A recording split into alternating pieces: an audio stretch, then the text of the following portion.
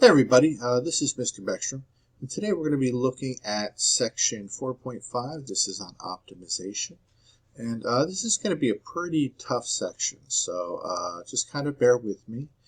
We have some guidelines for optimizing problems, and basically, in essence, what we're trying to do is find the local mins and the local maxes of the derivative functions in order to find out maximums and minimums for what's called these objective functions here.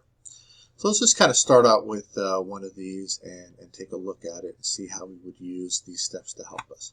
So this first one says, of all rectangles of area of 100, which one has the minimum perimeter? So read the question carefully, identify the variables, organize the given information with a picture. So what do we have? We have a rectangle with an area equal to 100. And I mean, there's an infinite number of length and width combinations that are going to give us 100. And we want to know which one of those has the minimum perimeter.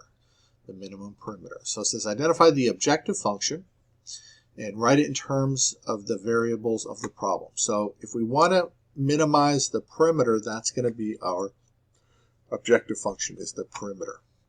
So we know that the perimeter of a rectangle is equal to 2 times the length plus 2 times the width. So this is our objective function. This is the function that we are going to try to minimize. It says identify the constraints, write them in terms of the variables of the problems. Okay, so what are the constraints here? Really the only constraints that we can see right now is that our length and width have to be positive. So the length and the width are greater than 0, because if they were less than 0, it wouldn't make sense, right? What is the maximum length or maximum width? We really don't know that just by looking at it. All right. Use the constraint to eliminate all but one independent variable of the objective function. So this objective function right now has 2 independent variables. That's a length and a width. So we want to use one of these, either the length and the width, to do a substitution. So now we have to look at the additional information that the problem gives us. It tells us that the area is equal to 100. Oops. So let me give myself a little bit of room here. So I know the area is equal to length times width. So we know the area is 100, so that's equal to length times width. And then it doesn't matter which one you solve for. I can solve for length or width. I'll go ahead and solve for length this time. So length is equal to 100 over W. So now we can do a substitution. So this is going to be equal to 200, because 2 times L, 200 over W plus 2W. And I'm going to go ahead and write this as 200, and I will bring the W up here as a minus 1. And it makes it easier when I take the derivative, plus 2W. All right, so here is our objective function in terms of one variable right now. And we were able to get in terms of one variable because they gave us that the area is equal to 100. Now, the idea here is that this is some function. Don't know what it looks like yet, but if it does have a minimum or maximum, it's going to occur either at like an endpoint, like a 0 here, or at one of the critical values here, right? At some place where we have a horizontal tangent line, because a horizontal tangent line signifies a possible local minimum or local maximum, and that's what we're trying to do. We're trying to find the minimum or maximum. So let's go ahead and take the derivative. So the derivative is equal to, and that's going to be negative 200 times W to the negative 2 plus 2. So here is our derivative function right here. And the next thing I want to do is set this equal to 0 so I can find if we have any possible local mins or local maxes. So this is going to be that set to 0. And we need to solve that. So what should we do here? So if I multiply through by w squared, that's going to give me negative 200 plus 2w squared is still equal to 0. I just multiplied through everything by w squared. And then I'm going to solve for w. I'm going to let you go ahead and do that, but you'll get w is equal to plus or minus 10. Now, that's by adding 200 to each side, dividing by 2, and then taking the square root. Now, looking back at the restraints, w has to be positive, so 10 is really the only answer. So what we need to do is we need to check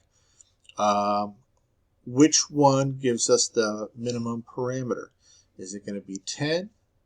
Or, oh, we don't actually even have an endpoint here, do we? Because this is strictly greater than 0. So if it was greater than or equal to 0, then we could check that. But we can't have a side with a length of 0 because that wouldn't be a rectangle anymore. So 10 is our answer there. So that's our width. In order to find the length, I can just stick it back into either the objective function here, or I could stick it back into the constraint function over here. But we're going to end up getting a length is also equal to 10. So the minimum, and what is that going to give us as far as perimeter? That's going to give us a perimeter equal to, well, 2 times 10 plus 2 times 10 is equal to 40. So there's no other smaller perimeter with an area equal to 100 than the rectangle with a length equal to 10 and a width equal to 10. So, I mean, you can try 2 other numbers that multiply together to give you 100. Is it like 8 and 12.5? I think that does too, right? Let me check. 8 times 12.5. So let's say you had a rectangle with those 2 lengths right there, 8, and we're going to see that that perimeter is going to be larger than this perimeter because this is the minimum. So if I do 2 times 8 plus 2 times 12.5, you see we get a slightly larger perimeter there. So the smallest possible perimeter maintaining that area of 100 is 10 and 10. All right, let's take a look at another example here.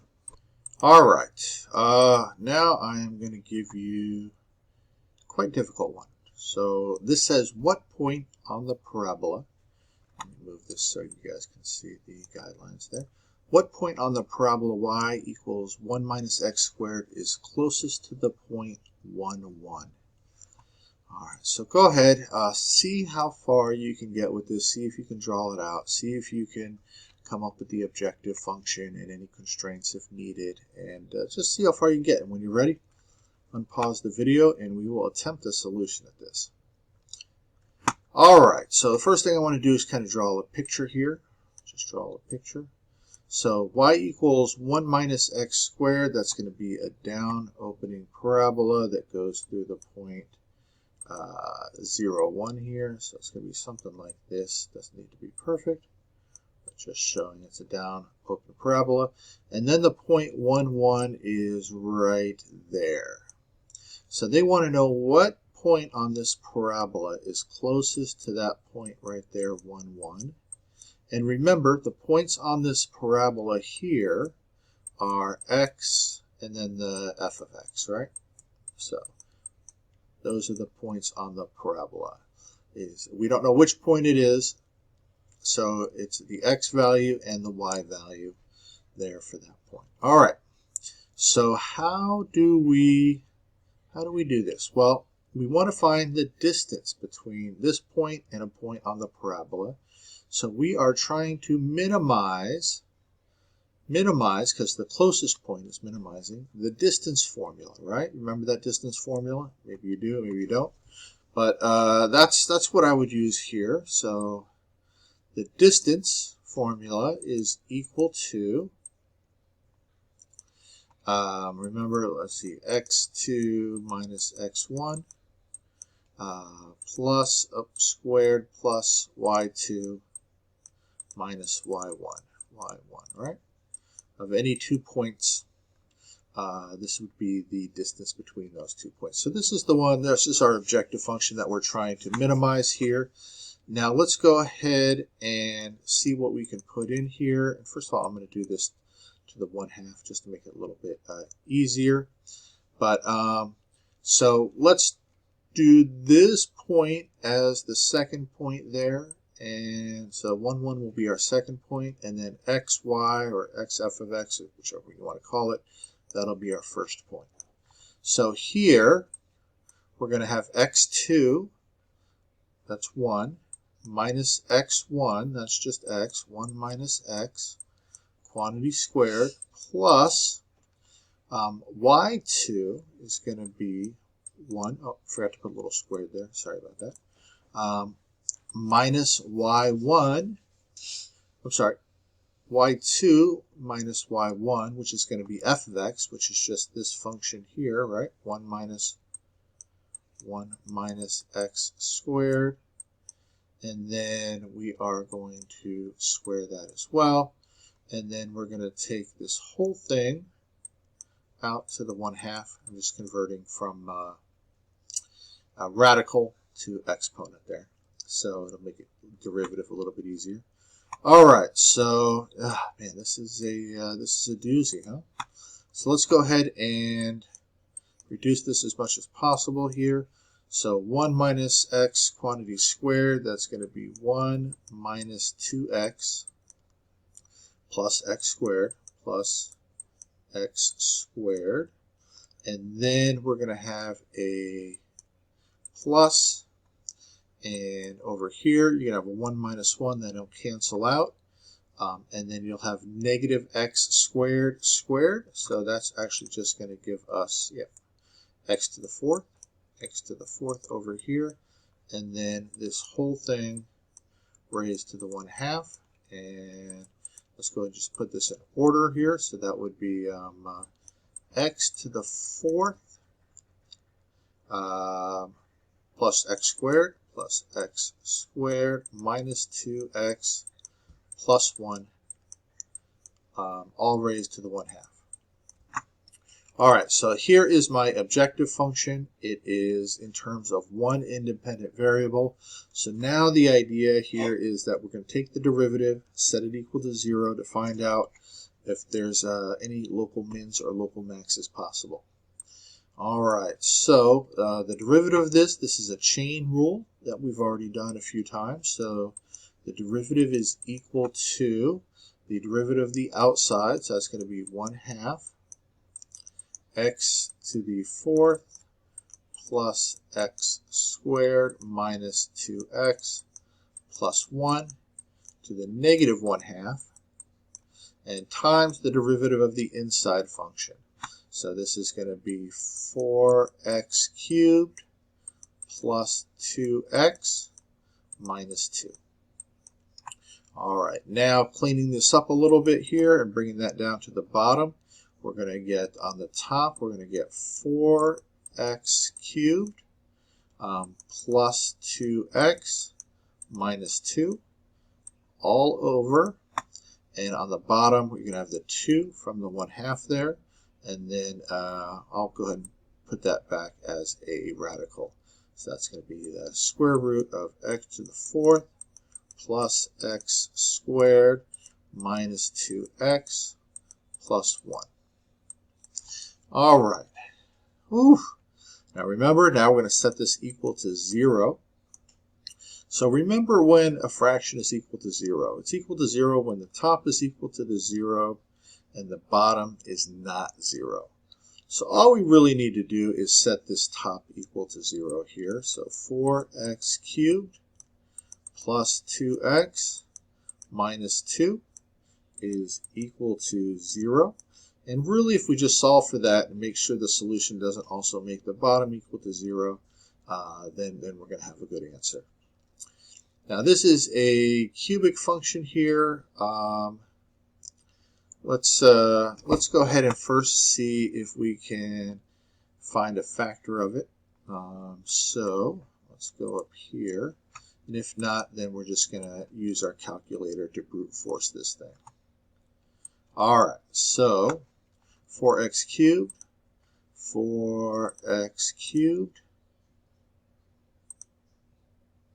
plus 2x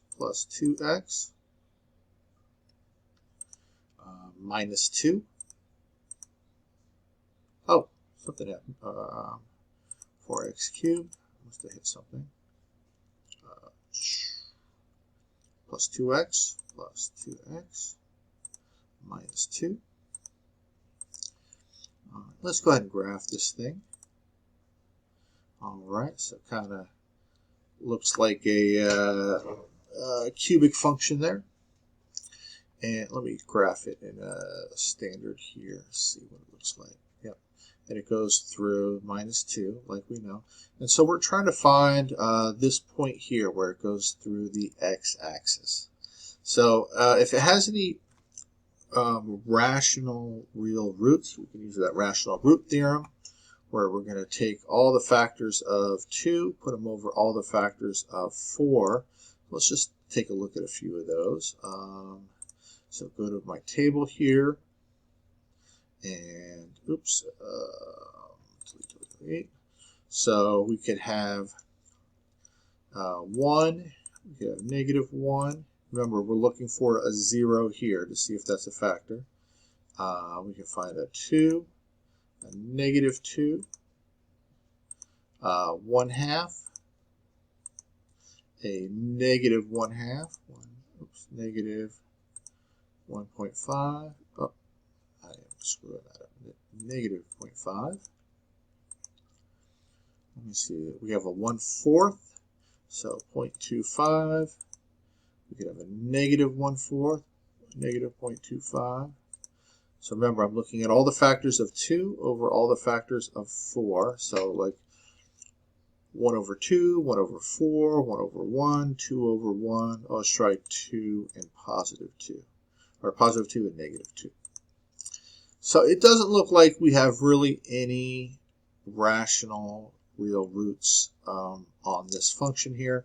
So then we're just going to have to use our graph to solve this. So if I go to my graph here and I just say second trace, I want to find the 0 of this function here where it crosses the x-intercept. Left bound, click anywhere left of that, like right here, anywhere left of that 0, so enter. Right bound, go to the right of that 0, hit enter. We don't want to guess, and there's our answer. So the answer is 0.589755. So that is the x value, but they want to know the point. So what I can do is I can write down this x value here. So x is equal to 0.589755. I'll just use the whole thing so we get a good value for our y. Put that back into that parabola to see what the y value is. Let's go ahead and clear that out. And the parabola was, let me go back to that, was 1 minus x squared. So 1 minus x squared. And then we are going to get out of here and hit vars, y variables, y1, and we're going to pull up that y1 function and evaluate it at that 5897545 to see what the y value is at that point, and you get approximately 0.65. So 0.59.65 would be the approximation there. All right, y'all. I know that was a doozy. Some of these you really have to use your calculator. I don't know a good way to find the roots of that function without using your calculator, so make sure that you know how to do certain things like this. Now, if you have any questions, let me know, and I hope you all have a great rest of your week. Thanks.